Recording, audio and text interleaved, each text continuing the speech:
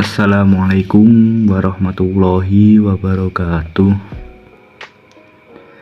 Sebelumnya, kami akan menganalisis laporan keuangan perusahaan yang ditugaskan oleh dosen dari kelompok kami, yaitu Bayu Indrawanto, Nur Rohman, M. Hamid Faiz, dan Siti Musafahah. Baiklah, kami menganalisis perusahaan ini dengan menggunakan analisis rasio keuangan.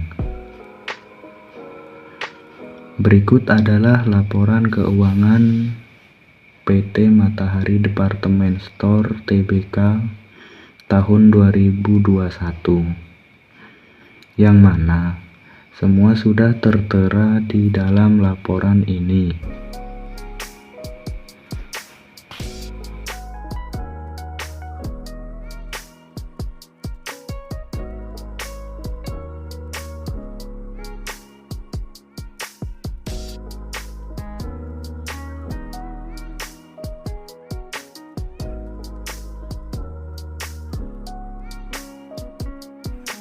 Selanjutnya, ini hasil analisis yang sudah kami rangkum.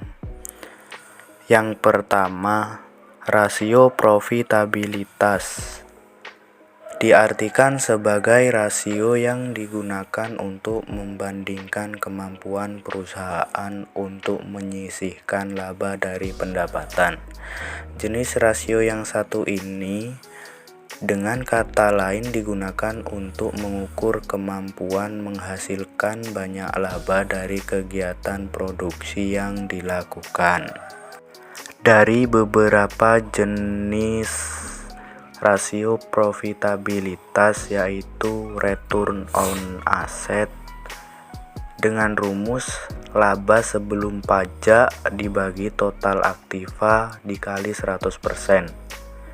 Untuk yang kedua, salah penulisan, yaitu return of equity dengan rumus laba bersih dibagi ekuitas dikali 100%.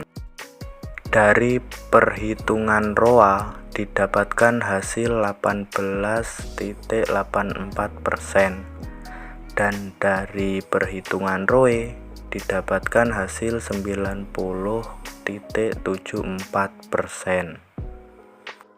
Selanjutnya yang kedua, yaitu rasio likuiditas.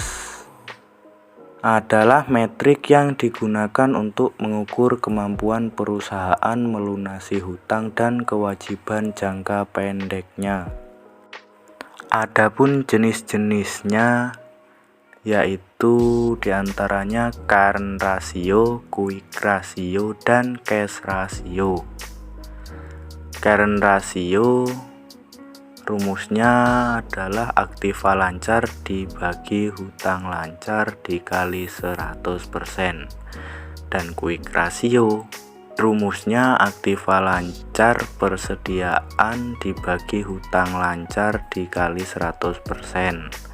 Sedangkan cash ratio rumusnya kas dibagi hutang lancar dikali 100%.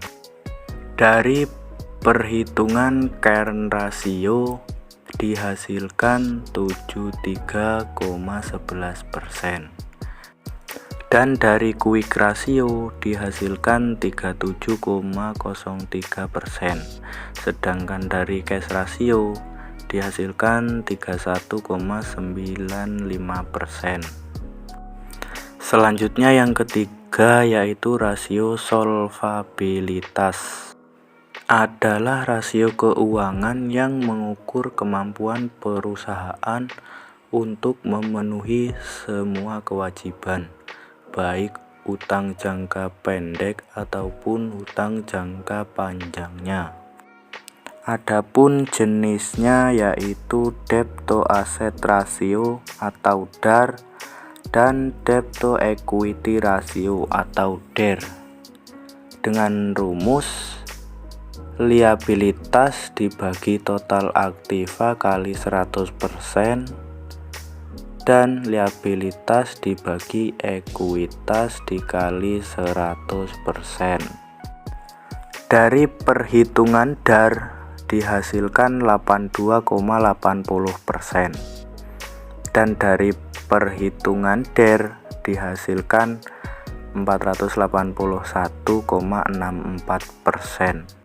Dan selanjutnya yang keempat yaitu rasio aktivitas, adalah rasio yang mengukur seberapa efektif perusahaan dalam memanfaatkan semua sumber daya yang ada padanya. Semua rasio aktivitas ini melibatkan perbandingan antara tingkat penjualan dan investasi pada berbagai jenis aktiva. Rasio aktivitas dari sisi perputaran persediaan, rumusnya yaitu persediaan dibagi penjualan dikali 100%. Penghitungan dari sisi persediaan dihasilkan 26,73%. Demikianlah hasil laporan analisis rasio dari kelompok kami. Semoga bermanfaat bagi teman-teman semuanya. Cukup sekian dan terima kasih. Wassalamualaikum warahmatullahi wabarakatuh.